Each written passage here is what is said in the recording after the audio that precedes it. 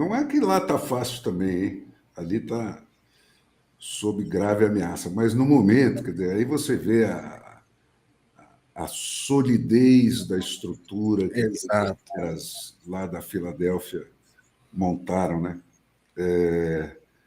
O Trump saiu dizendo que ele está muito honrado com isso aí. Porra, honrados estão os founding fathers lá. Que ele não foi feito para ele, né? Não é ele que mereceu aquele 9-0. 9-0 é para a Constituição Americana, para os A direitos Corte humanos. Constituinte, né? Isso aí. Bom, mas de qualquer jeito, essa eleição é mais uma oportunidade para a gente. Isso nós vamos fazer aí ao longo do caminho, né? Comparar, né, as barreiras de ingresso, de candidatura, né? Lá não precisa nada para você ser candidato a presidente dos Estados Unidos. Você tem que ter 35 anos, ter nascido lá e ter morado nos Estados Unidos nos últimos 14 anos. De Só resto, isso? ninguém pode te obstaculizar. Você vai lá, precisa ter, em alguns estados, umas, sei lá, 5 assinaturas, uma coisa assim. Você registra a sua candidatura e vai para as primárias, né? Nem partido? Nem partido. Você pode ir por partido, você pode ir independente, você pode ir do jeito que você quiser. Quem manda é o eleitor, né? Quem decide quem é que vai realmente disputar a parada é o eleitor desde o começo, né? Que estranho. Já vai nas primárias, tal, não tem aquela mumunha anterior. As regras de criação de partido, mesma coisa. Qualquer um pode fazer o partido que quiser, desde que o povo abrace a ideia e financie aquele partido. Não tem financiamento público, nada dessa porcariada que é o Brasil aqui nesse negócio. Regra de financiamento de campanha, né? Olha como é objetivo o troço. Né? Sabe qual é a regra de financiamento de campanha lá? Você tem que avisar quem deu quanto em, no máximo, 5 dias depois que o cara deu. Só isso? Para o eleitor saber. Tá certo? Então você fala, bom, eu ganhei aqui 50 milhões do Wesley. Você fala, pô, já não voto nesse cara. Ponto. É simples, né? Se ele está ganhando 50 milhões do Wesley, é para pôr no meu rabo. Verdade. Ô, Fernão, isso é interessante porque o Moro vai perder o mandato dele, porque a campanha dele gastou mais do que deveria. Isso é tudo. Porque o dinheiro era público. É para isso, quer dizer, é uma regra que não faz sentido, tem 400 mil pontos e interpretações possíveis para isso, para deixar tudo na mão de 5 velhos corruptos que não foram eleitos por ninguém, sabe? Vira tudo essa. Acaba assim. Né? Agora está nesse extremo, né? Mas antes, mesma coisa, quer dizer, qualquer movimentação interna do Congresso, dos outros eleitos, podia derrubar um cara eleito, né? Por um conjunto da sociedade brasileira. Sim. Lá, essa é a regra mais sagrada, eu vivo repetindo isso. Só quem tem privilégios e tal é o eleitor, é o representado. Né? O representante tem imunidades para preservar a palavra e a posição e a vontade do seu representado. E só o representado pode tirar o mandato do seu representante. É óbvio, tá certo? Isso é claro, transparente. Qualquer complicação adicional em cima de um conceito como esse é sacanagem. É para confundir, não é para esclarecer. Então, quer dizer, mas, né, não imagine se existe um Tribunal Superior Eleitoral, né, com aquele prédio obsceno, né, custando não sei quantos bilhões, daqueles caras horrorosos. Você vê na cara do sujeito, você já vê que ele é podre. Não foi esse prédio que foi copiado de um prédio na França, do Partido Comunista? É o mesmo projeto que ele vendeu para o Partido Comunista Francês e para o Supremo Tribunal. É exatamente igual, se olhar um e olhar outro. Então, lá, quem resolve como vai ser a eleição em cada estado, quais são as regras para a eleição, é o eleitor, né? Por leis de iniciativa popular, que, desde a pandemia, é o tema onde tem havido mais leis de iniciativa popular. 300 e tantas por eleição a cada 2 anos, alterações que eles fazem em cada estado lá para corrigir essas brechas de como entregar o voto do sujeito ausente, se precisa apresentar um documento com fotografia ou não, enfim, regrinhas. Né? Qual é o prazo para você depositar a sua cédula antecipadamente? Tudo leis de iniciativa popular, né, que vão para a cédula, e os eleitores decidem se querem aquela alteração ou não. Ou seja, é um sistema vivo. Um sistema vivo. Que Então, vai mudando. Essa decisão da Suprema Corte americana, por 9-0, né, está baseada no quê? A 14ª emenda da Constituição diz assim: nenhum Estado poderá fazer ou impor qualquer lei que altere ou toque de qualquer maneira nos privilégios e nas imunidades dos cidadãos dos Estados Unidos. Então, aquele negócio do Colorado querer dizer quem é que pode ou não pode se candidatar a presidente, tá certo? Já quem fez aquilo sabia que aquilo era só um ato de propaganda, né? E que a Suprema Corte americana ia derrubar, porque, né, ali não tem erro, né? Não tem erro. Quer dizer, você tem uma Constituição de sete capítulos, né, dos quais 4 descrevem qual é o sistema, né, dos 3 poderes, descreve cada um dos 3 poderes e descreve qual é a relação entre esses 3 poderes, como é que ela tem que se dar. 3 são os que estabelecem aqueles direitos naturais que eles dizem, todo mundo nasce com, né, o direito à vida, à propriedade e à liberdade. Aí você tem as 8 primeiras emendas, que são traduções do que... Porque aí entra aquele conceito que é brilhante, né? Brilhante do sistema deles. A Constituição Federal só trata de direitos negativos, né? E as constituições estaduais e municipais tratam dos direitos positivos, né? Então, o que são os direitos negativos? A Constituição Federal trata daquilo que é formalmente proibido ao Estado fazer, para que ele não pisoteie aqueles direitos, né, que estão desdobrados, aqueles 3 direitos que estão desdobrados nas 8 primeiras emendas da Constituição, que dizem aquele negócio, quer dizer, proibido a liberdade de expressão, o direito ao sigilo, o direito à vulnerabilidade da sua casa, né, o devido processo, etc. Quer dizer, desdobram um pouco mais explicitamente quais são as implicações daqueles 3 direitos lá, o que o Estado não pode fazer para não ferir nem a sua liberdade, nem o seu direito à propriedade daquilo que você trabalhou para conseguir, e nem o seu direito à vida, né, e a sua imunidade como pessoa. Então, é tudo claro, transparente, qualquer pessoa analfabeta é capaz de entender a lógica disso e de explicar isso com as suas próprias palavras. Não tem nenhuma palavra complicada, né, para isso. Qualquer outro tipo de direito, são os direitos que, para serem atendidos, precisam da participação de terceiras pessoas, quer dizer, aqueles direitos que implicam custos, gastos, né?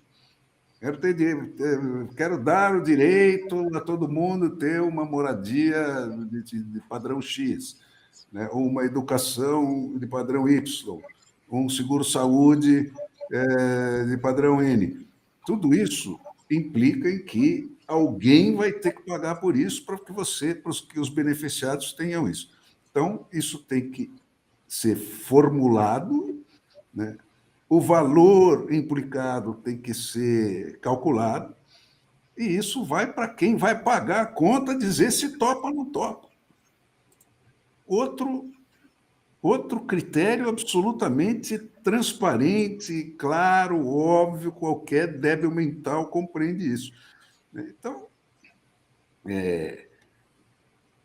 essa coisa de o Trump se sentir honrado com isso, não teve honraria nenhuma para ele. Nada, tem nada a ver com ele. Isso aí tem a ver com o cidadão americano, né, que é os direitos deles é que estão sendo reafirmados com essa decisão e não o do Trump.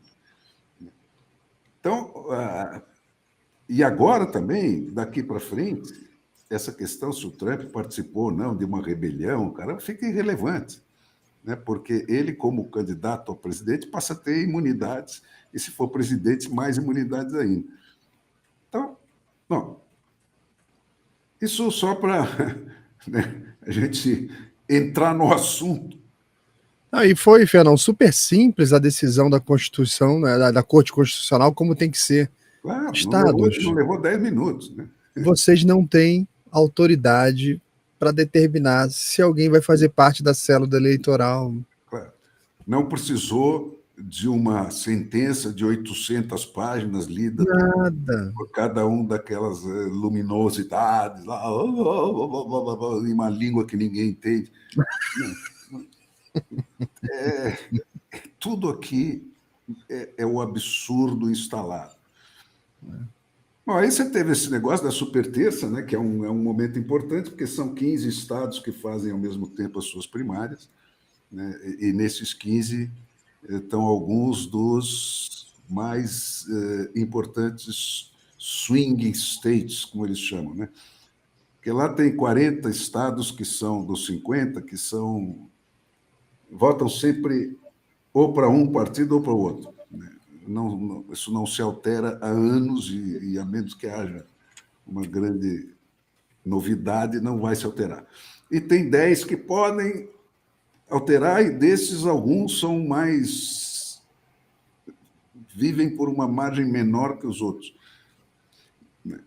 Nesses estados, aliás, nos dois, né? Você teve, tanto para o Trump quanto para o Biden, e você teve uma boa quantidade de votos de protesto, sendo que para o Biden esse voto de protesto é mais um protesto, mas é um voto que não migra para o outro lado, né? E os votos de protesto contra o Trump são os votos que foram dados para essa Nikki Haley, né, que competia com ele e que agora já saiu do páreo, mas que foram em quantidades maiores do que aquelas que se estava prevendo.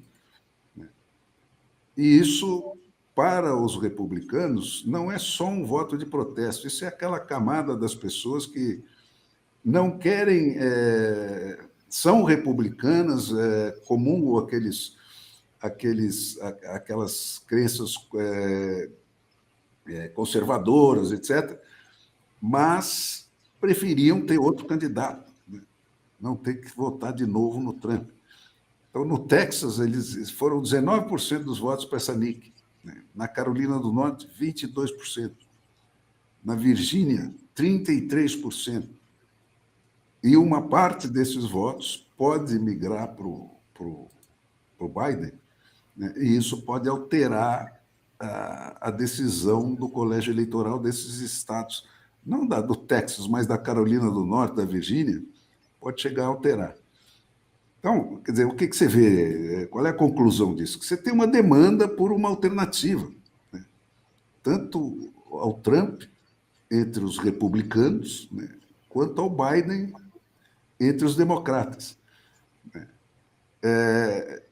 E isso é aquela coisa, quer dizer, os Estados Unidos estão vivendo uma gerontocracia, né? Quer dizer, tudo um tem 81, outro tem 77. Quer dizer, isso está amarrado num processo que não é propriamente natural, né? Essa Nick tem esse detalhe também, quer dizer, ela é uma descendente de indianos, né? E isso é um fenômeno que está se repetindo nos Estados Unidos, na Inglaterra e em outros países europeus. Quer dizer, estrangeiros ou imigrantes recentes valorizam muito mais do que os nativos, né, os valores da democracia, porque é gente que vem com memória de ter vivido fora da democracia e sabe o valor que isso tem, né, quando eles chegam no país dos outros. Então, as conclusões que eu tiro dessa terça aí, primeiro isso, que esse negócio da polarização impede a renovação, né? Porque essa tentativa de judicialização golpista, né, que está acontecendo lá nos Estados Unidos também, embora a Constituição bloqueie, né, na última instância, está sendo tentado. Tem não sei quantos processos contra o Trump lá para ver se tiram ele do páreo no tapetão, né? Então, isso aí, né, transforma a eleição do Trump numa reação ao golpe e passa a ser o maior agente da campanha do Trump. E é a mesma coisa que acontece aqui com o Bolsonaro. Essa perseguição sem quartel tal é golpista, né? É golpista, é antidemocrática tal. E isso bota o pessoal num recuo onde ele fala, pô, aqui é matar ou morrer, né? Então, para aquela discussão, vamos procurar um cara novo, para a direita ou para a esquerda, né? Não, porque como a esquerda precipita a coisa para esse tom golpista, né, votar no outro passa a ser uma defesa da trincheira. E aí você fica nisso, né? Um cara com 81, outro com 77, né, que parece aquelas... Antigamente, lá, um pouquinho antes da queda do muro, era esse padrão, a gente chamava gerontocracia dos comunistas.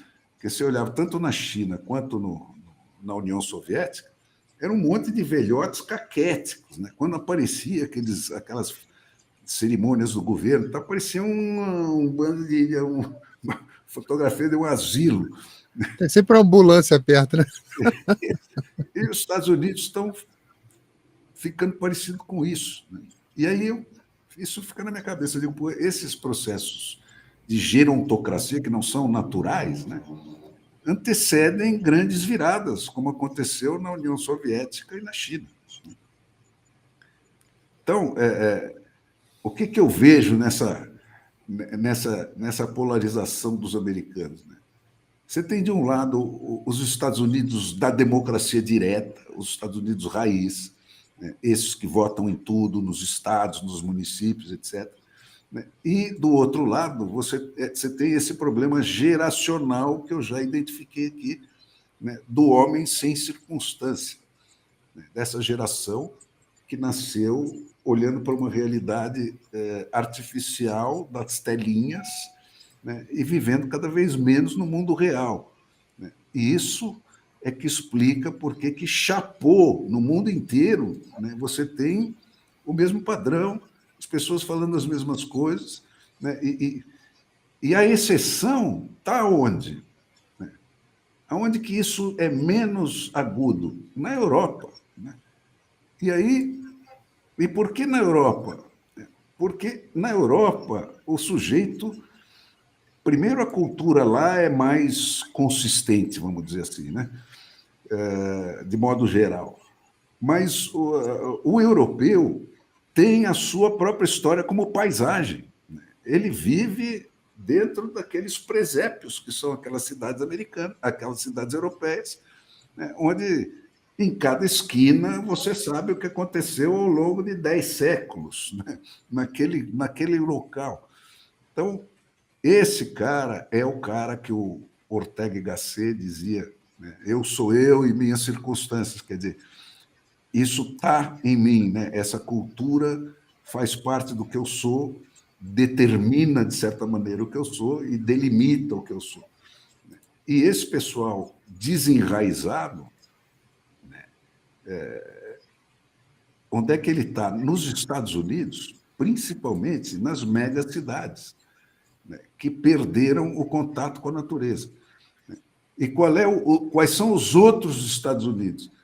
É aquele da pequena localidade, do estado, do município, da política local, tal. Por que esse cara é diferente? Porque ele está mais em contato com a natureza do que o urbanoide, né, que nunca viu senão um pet, né? Não conhece não gato e cachorro que você tem dentro de casa, né? Então, para mim, está cada vez mais claro que é por aí o corte, né? Nos Estados Unidos, você tem esses Estados Unidos que ainda se agarram àquela democracia e aqueles Estados Unidos de raiz, tal, é o pessoal que tem contato com a natureza e que cultua a natureza nos Estados Unidos, é um culto, né? Ou está ligado à agricultura, que aí, então, é mais ainda organicamente preso e dependente da natureza, então, da sua circunstância. E esses caras votam para um lado e o outro grupo, né, esse dos urbanoides sem circunstância, né, que formam esse contingente aí desse corte dos democratas mais juventude, que são excessivamente esquerdistas, praticamente anti-americanos, né? Porque houve uma ocupação gramsciana do ambiente deles que foi facilitado pela internet. E esses caras são habitantes da internet, não são habitantes dos Estados Unidos, nem do Brasil, nem de lugar nenhum. É por isso que Harvard e a USP passaram a ter o mesmo tipo de manifestação. Porque é esse tipo de gente, né? É aí que está a identificação deles. Com esse agravante de que o esquerdismo sem circunstância dos Estados Unidos é aquilo que o Lenin dizia, que o comunismo, que o esquerdismo é a doença infantil do comunismo. Lá nos Estados Unidos, você enxerga isso, quer dizer, o radicalismo daquela turma é patético e ridículo. Parece o Brasil dos anos 60. Eles ainda acreditam naquilo e tal. Aqui já é um jogo de cinismo. Aquilo foi assim nos anos 60 e hoje a disputa é entre os que são sustentados pelos impostos e os que pagam os impostos. O resto é tudo disfarce. Verdade. Então, eu vejo esse problema nos Estados Unidos, cara, indo numa direção ruim. Eu acho que se eles não voltarem aos remédios que o Theodore Roosevelt já conhecia desde lá de trás, né, para quebrar o monopólio dessas 4, 5 redes que dominam todo o ambiente em que essas pessoas vivem, né, por todos os lados, né? É o transmissor de cultura, é o transmissor de informação, é o ambiente dos negócios, né? É o ambiente social, tudo controlado por 5 pessoas. Enquanto isso não for quebrado, né, você vai estar matando o localismo, né, que é a base da democracia. A democracia é a ciência da divisão do poder. Se você não tiver uma representação política e um nível de decisão forte no nível local, quer dizer, menos que municipal, desde o school board, quer dizer, desde a decisão de quem vai tomar conta das escolas em cada bairro, né, como eles têm, né, se não voltar para isso, se não picar isso, né, esse poder dessas redes, né, isso tende a desaparecer. E é isso que proporcionou a contaminação gramsciana dos Estados Unidos no espaço de uma geração.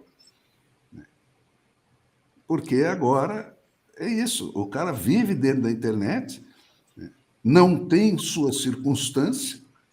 Então, o urbanoide, né, que é o mais desligado da natureza, de qualquer outro tipo de referência, né, que nasceu dentro da rede, é o prato cheio para Saturno. Né? Você está falando é o princípio da subsidiariedade, né? E na medida que isso aí for...